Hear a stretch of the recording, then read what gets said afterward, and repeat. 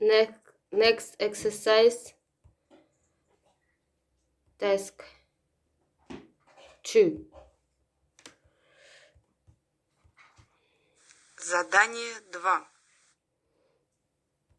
Вы 2 раза услышите 5 высказываний, обозначенных буквами A, B, C, D, E. Установите соответствие между высказываниями и утверждениями из следующего списка.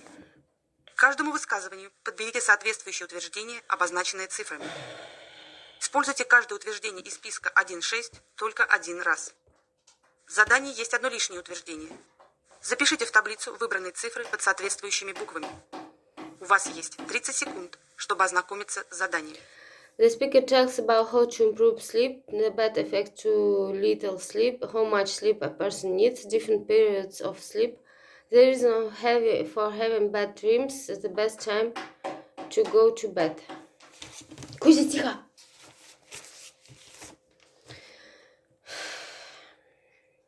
Now we are ready to start. Speaker A. I'm not an expert in sleep techniques, but I have my own effective methods. I do at least one physical activity a day. The more active I am during the day, the better I sleep. Then, I never go to bed hungry. That doesn't mean I eat straight before bed, but I always have dinner. I find it really useful to spend at least half an hour reading in bed. This puts my mind at ease. I'm sure if you follow these simple rules, you'll never have sleep problems. Speaker B. People sometimes stay up all night to study, work, or have fun. But I've noticed that not having enough sleep has really serious consequences. For example, it affects your mood, your ability to learn and work with information. Personally, when I'm tired and sleepy, even routine activities such as doing homework or cleaning up the house feel very unpleasant and difficult. So be careful and get enough sleep. Bad effects to little sleep. Speaker C. Of course, I understand that good sleep really matters. If I get a good night's rest, I'm ready to face the world around me. But my friend told me that the amount of sleep you need depends on your lifestyle. For example, teenagers should sleep at least 9 hours, and adults 7 or 8. Some people remain healthy and energetic, having slept for only 6 hours. Others can't be happy without at least 10 hours of sleep. Speaker D. Recently, I read an article that said that falling asleep at 10 p.m. gives the best results. You feel productive and healthy. In the morning, your body will be rested because you're following its natural cycles. The author said you should go to sleep when nature turns off the light. So the best time is between 9 and 11 p.m. And now I'm trying to follow this advice and I feel better. Speaker E. I'm making a presentation about sleep cycles. I couldn't even imagine there could be so many stages of sleep. For example, you begin with light sleep, when you can be easily woken. Then your body relaxes, and calm sleep begins. Slowly, your sleep gets deeper. At this time, your body fills with energy, but you don't have any dreams. You have them close to morning time. And to me, that's the most pleasant part of the night. Of sleep. You have 30 seconds to complete the task. Next task. Task 3, dialogues. Need to... Soup and some sweet pancakes for dessert. But they don't... This is the end of the task. You now have 20 seconds to check your answers.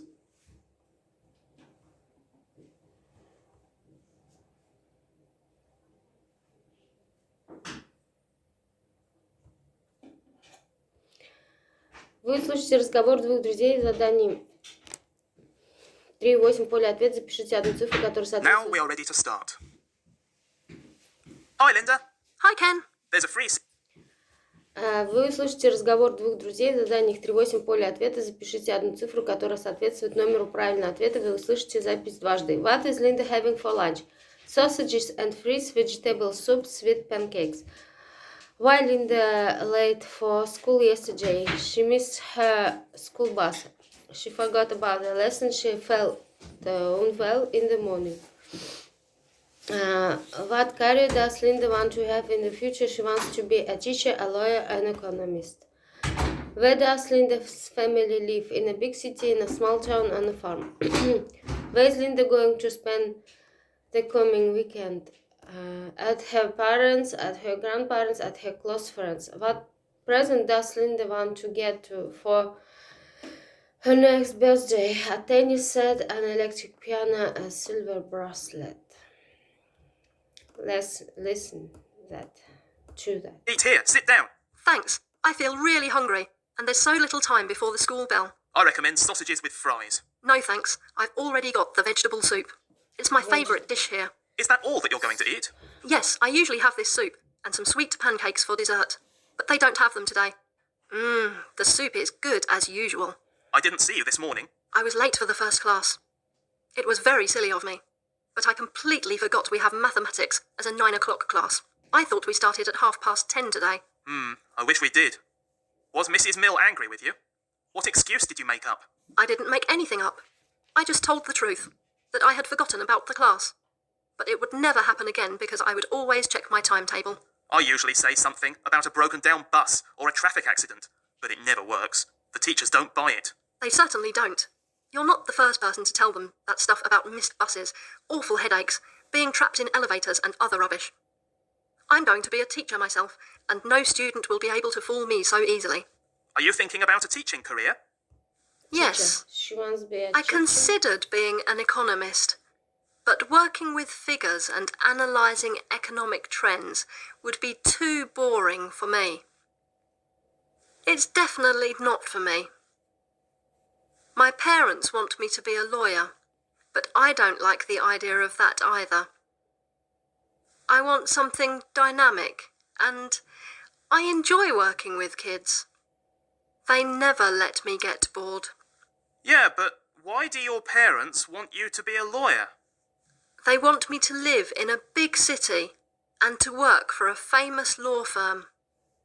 It's probably because we've always lived on a remote farm, and they want me to enjoy the benefits of a big city, like theatres, cultural events, big shops, and so on. Does your family still live on the farm? Yes, sure. We grow beans and we have some farm animals. All that can't be left unattended. But how do you get to school then? I stay with my grandparents during the week. They live in the centre of our town, quite close to our school. And I go home for weekends and holidays. I see. Every weekend? This weekend, I'm staying here. It's my granny's birthday this Saturday, and my parents are coming for the celebration. We're going to have a party for family and friends. Relatives' birthdays are always a problem for me. I never know what birthday present to give. Oh yes, it's a big problem. We've been thinking a lot about it. Dad suggested a silver bracelet and earrings, but Granny is not fond of jewellery.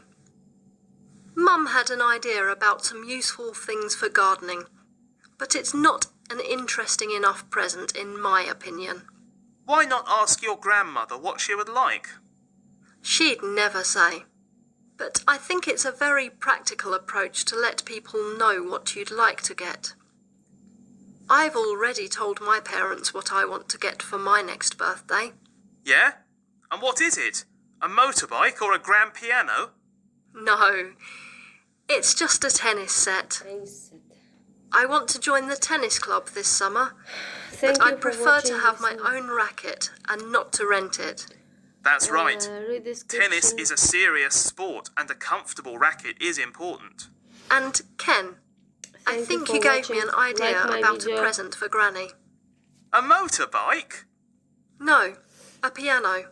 Not a grand piano, of course, but an electronic piano. Granny used to play it, and she'll probably take up her old hobby again. I'll discuss it with my parents tonight.